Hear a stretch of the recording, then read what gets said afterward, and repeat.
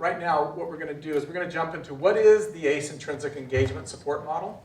I'm going to jump into that, and then we're going to go into how does the Intrinsic Engagement Support Model advance affective learning at college.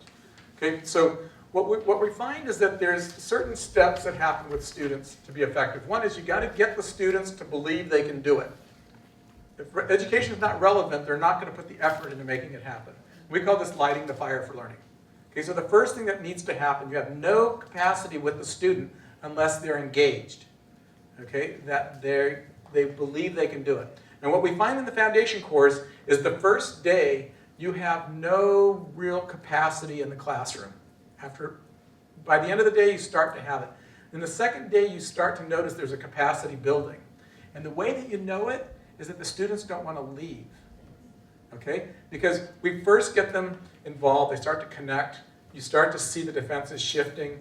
The second day, you're putting the behavior system in place, so they got to show up on time, they got to turn in their work, they've got to not do distracting behaviors. And the first day, they'll be late and all kinds of stuff. The second day, you say, okay, now we're putting the behavior system in place, you know about this thing, so if you have two tardies, you're going to be potentially have to leave the program. Woo, the things start to shift because they don't want to leave. Okay, and you get to start to help them develop the behaviors they want. So, but you can't do that until you get them lit up, where they're really wanting to be involved in terms of relevant education. Once you get that going, then on a regular basis, you got to monitor student progress and motivate students, deal with behaviors, and help students solve life problems. And we have programs that deal with this. You know, Puente program is a great program that does this. There's a number of programs. TRIO program, they focus on this. Okay? And you tie that to an academic program. So that's primarily kind of the steps you need to do to have students be effective. The way that we do it is we do it from an intrinsic model. We have a 2-week class. It's all done in curriculum. Faculty's in the classroom with 30 students, and they're doing it through curriculum to make it happen. Okay? Once we get them lit up and they're on fire, we put them into a cohort, or what would be called a learning community, but it's more than that because it's more than 2 linked courses or 3 linked courses. Okay? And we provide an ACE Team Self-Management course. That course is curriculum that allows the peer network to form and students to do this support for each other 24/7. So together, they're learning how to support each other to deal with these issues. What's nice about the model is that it scales.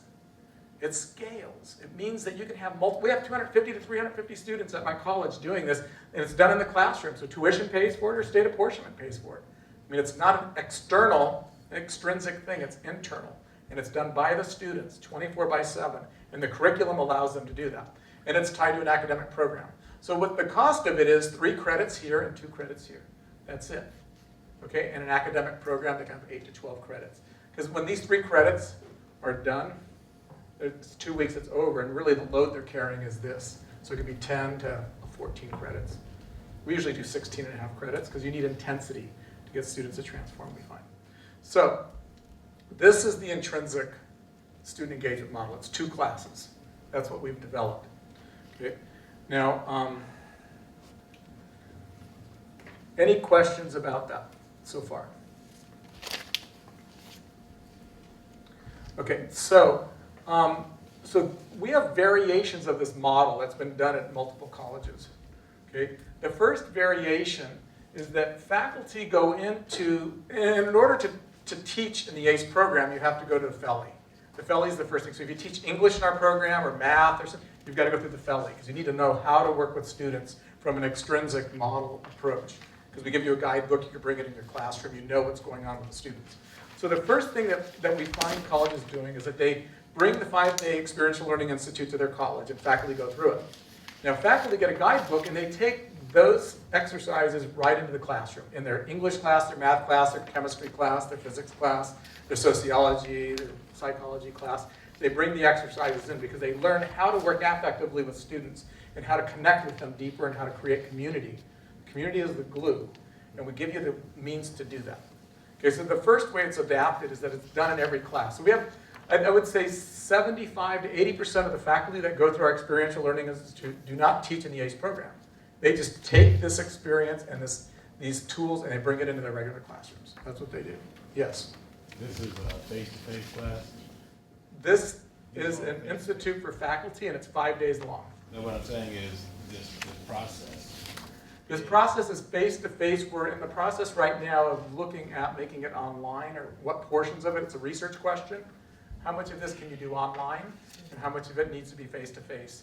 And I'm in the middle of working with my staff and some partners on that. Right, Yes. and to clarify, you mean this to be applicable though to traditional face-to-face classes, not online? Right now, that's what's going on, but we're in the middle of exploring, actually developing a hybrid model around it.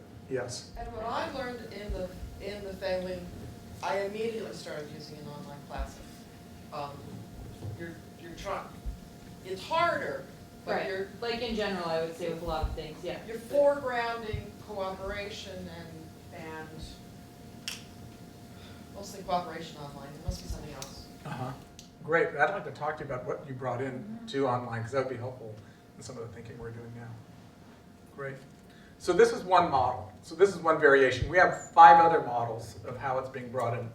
Another one, and this was first started at Hartnell College, where they have the foundation course, and it's an affective orientation for the nursing program. And now the nursing program uses the foundation course because they had attrition issues. And this now changed their attrition rate, because they form a deep bonded community that for the next 2 years hang out together and make it through their program. So that's another model, another variation. These are different program variations. Another one is they use it as an affective summer bridge. So last summer at Broward College in Florida, they started with 250 students. The very first semester, 250 students, and they use this model, which is ACE foundation course and ACE team self-management course. But we also have a social justice experiential course. And that experiential course took them through this process. It's a summer bridge. Those students, by the way, have outperformed students, and they dispersed in the fall, and they were taking different classes, and the teachers are noticing that the ACE students were very different than the students that were just coming into the college on its own. Sorry about that. The fourth model is using the affective intrinsic model with the CTE program. So we have that at Berkeley City College in green technologies, and several other programs on health services they have. At Cabrillo, it's being used in medical assisting program. At Hartnell College, it's being used in their diesel mechanics program and several other programs. So they're being used as the intrinsic glue for a CTE program. Okay? Another one is that it's being used as an affective booster in learning communities. So one of the things that the studies, the MDRC and CCRC studies are showing is that when a learning community ends, the students don't continue performing. That's one of the big issues, is that while the students are in the learning community, they do really great, but when they leave it, it doesn't stick with them. Where when you look at our model, 2 semesters later, they're outperforming students. It's because it's an intrinsically built pedagogy and curriculum. In learning communities, if the teachers that are teaching a learning community know how to do something like this, they create that intrinsic bonding, but some teachers don't know how to do it, and it's not part of how to do it. So that's one thing, is that they bring it in as an affective booster in learning communities. And also, many times learning communities have extrinsic support models which require outside grants. When those grants go away, then we find that they'll come to us to learn how to do it in the classroom. Okay, and so that's another thing, is that funding affects that. And then finally is our accelerated academic learning model. And this is what our studies are showing, where we have accelerated learning going on. Now, this is a key part of what we do, is that in our accelerated learning model, one of them is a social justice-oriented model. And what we find is that our primary research, it's primary research. So the difference between primary research and secondary research is, when you're in lower division English, usually they have you do secondary research. You read these different articles, and then you have to synthesize them and write a paper. That's a high-order literacy skill. Okay? What primary research is that you look at a topic, you come up with research questions, you develop surveys, you go out and interview people with those surveys, and then you tabulate the data, and then you do findings, and you figure it out. Well, we do a primary research model on social justice issues. And the reason why we focus on social justice is that if you want an education that's relevant for our students, social justice is the way to go. Because our students have PhDs. Their PhDs are in social injustice. They know it. They can smell it. Okay, they know social injustice deeply. They're very smart, and education needs to be relevant for their lives. And so what we do is through social justice primary research is that they now want to learn statistics because they got all this data. They have 150 interviews with 45 questions per survey. They've got this huge data set. They've got to do something with it. Well, what do? You need descriptive statistics to start to understand it. Okay, so it creates the motivation inside of them to suffer or to struggle to learn something that they really have a hard time with, and that's math. Okay, because they want to learn something, because there's a problem their family has faced for a very long time and their neighborhood has faced, and they want to figure it out. Okay, same with English. They want to study English because they're going to be doing a presentation to the public. Our students make a public presentation at the end of the semester on their research work, and they don't want to look like fools. Okay, so they start to engage in the learning in the other classes that are just-in-time curriculum, because we integrate it together. Okay, there's critical thinking that's happening, because primary research causes that to happen. It's project-based, so they're having to deal with each other. You know, some students are more slackered than others. You know, you get them together, and you got the guy that just came out of the war. They're back, they're like very disciplined, and you got some of the other guys that sort of kick back, and they all want good grades, so they'll get on top of each other, and they start to learn how to mediate, deal with their bioreactions when somebody's not turning in the work. They're having to mediate their environment, and you're teaching them those skills to start to move up that learning curve about who they are and how to be effective in communicating and leading and being self-managing. And we ground it in the scientific method. Primary research is scientific method oriented. We have two models around this. One is our social justice primary research model, which integrates English, pre-statistics, career counseling, and movement into it. And the second model is our science-based model. It's an NSF-funded project. We've done it for 3 semesters now, where we take students, accelerate them in physics, chemistry, and biology in 1 semester to college-level performance, and it's through an integrated curriculum. And that's the second model that we have as well. Now, in the January FELI that we just did, which Claire was at, we had a faculty member that wrote sort of what did they get from the FELI, and he wrote, I finally got it. ACE is about modeling to students how to open up your heart, not only to each other, but to the growth through higher learning. Instructors go first, serve as guides that debunk the grand narration of public education while serving as cultural brokers between the student and the college. Teaching to the affective domain means helping to open their hearts to each other, to learning, and to the promise of self-improvement. And that's kind of where we go with this program. We help faculty learn how to do this, and we give you the tools to do it. You walk away with exercises to bring it into your classroom. And if you decide to teach within the ACE program, meaning teaching the foundation course of team self-management, we take you through a practicum, and you get a kit, because there's like 16 exercises done per day with the students, and we give you all that material on how to do it. So if you're interested and want to start the path to become an expert in teaching in this way, the 5-Day Experiential Learning Institute is the way that we've done it. And I was wondering, Claire, if you or Alice wanted to say anything about the FELI before I go on to the next topic? Well, I just did, so I immediately started using it. Yeah, well, I'll just say that when I took the FELI in January, I had just finished teaching English 21. And for those of you who don't know, English 21 is 2 levels below college level.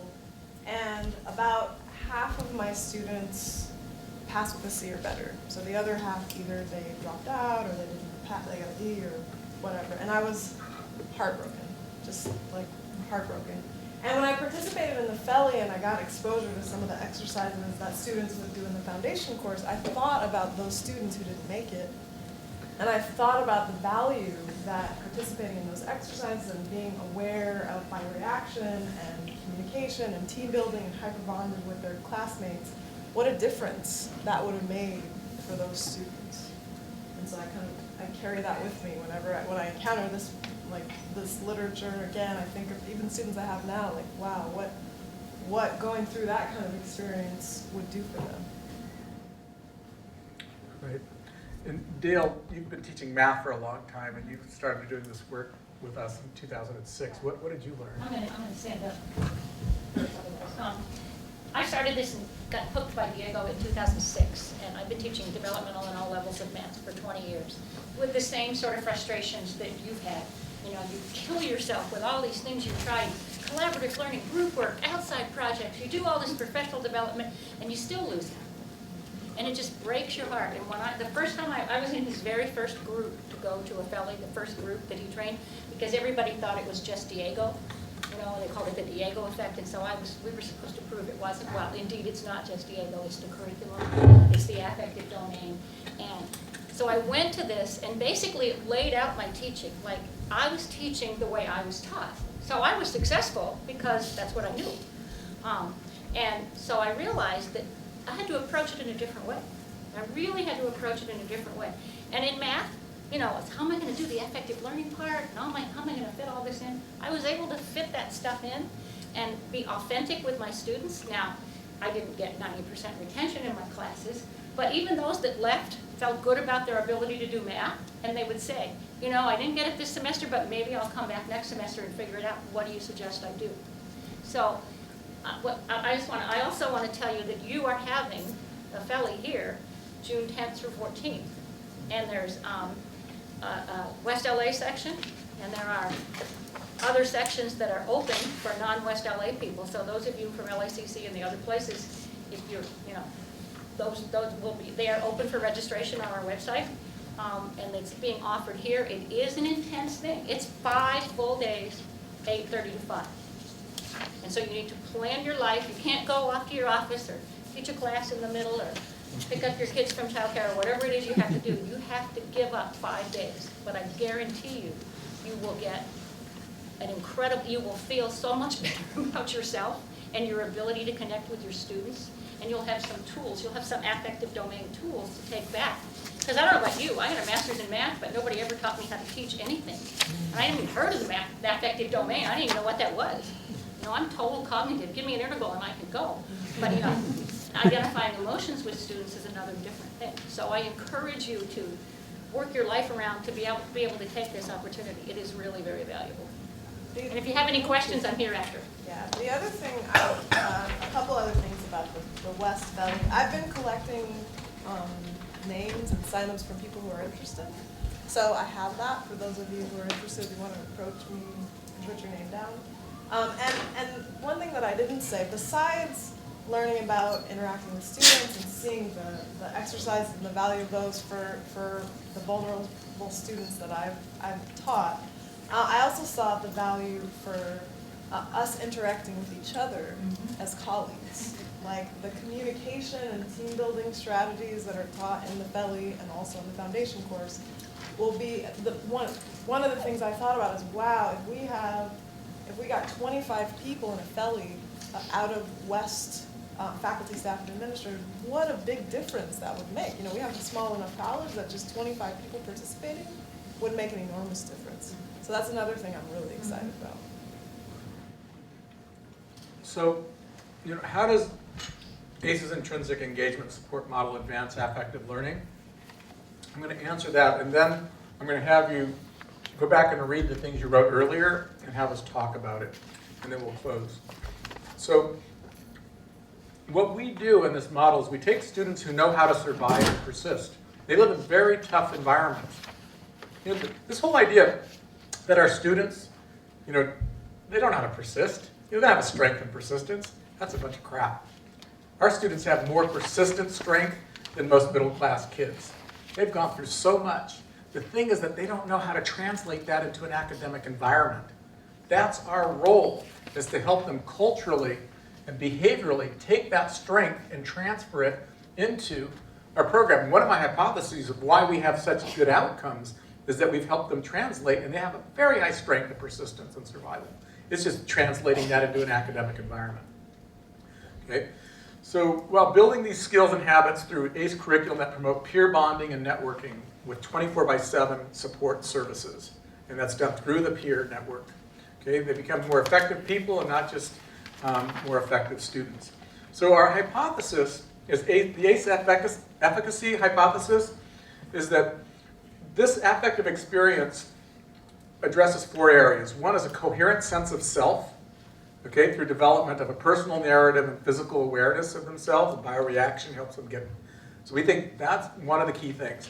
The second is executive function development, which is the prefrontal lobe through mindfulness practices. And it's not just meditation, there's reflection, there's a number of ways to do mindfulness. And we feel that the semester is a great laboratory to have the students make that synaptic genesis shift. If we can start thinking about what a semester is about for that first semester student, we can start to shift the way education is. Okay? The third is maturing of social skills and coherence through teamwork and sharing. That they deal with the other students and they utilize each other to create that kind of sense of community that many of them get on the streets, but they don't get it in school. Okay? And last is cultural relevance by assisting the students to see themselves as agents of change in their own lives. Because the Social Justice Primary Research Project, not only do they go out and survey people, they have findings. What are the needs of that community they just interviewed? And then they come up with a community action plan. An action plan that lays out what could be done to address those needs.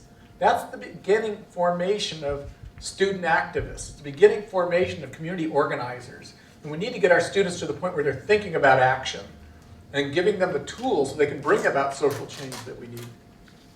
Okay? The second hypothesis that we have about our program is that the ACE pedagogy addresses academic precursors associated with the prefrontal cortex. And so, and as I mentioned before, synaptic genesis helps with the rewiring process. And we think the methodologies and the kinds of curriculum we're using actually does that. And we have a professor that's getting her PhD right now in Florida, who's now I think she just got approval for her PhD thesis. They're going to be doing MRI studies. They're going to actually take students and have them do brain scans to see if the prefrontal lobe is actually changing. Because that's our hypothesis, and she's able to now have access to that. So we're going to actually start to get harder evidence about this. How we do it is we transform the students from the inside out through experiential education. We recognize the importance of the affective domain. We find that it actually repairs the damage. It's very interesting to see what this curriculum does in transforming students. They walk away in a different way than they were when they came in, especially in the first 2 weeks. It also takes the strength of the students and it applies it, makes it relevant through social justice. It helps them believe they can do it because they're actually doing it. And it also synthesizes diverse theories and practices, and that's what we put together.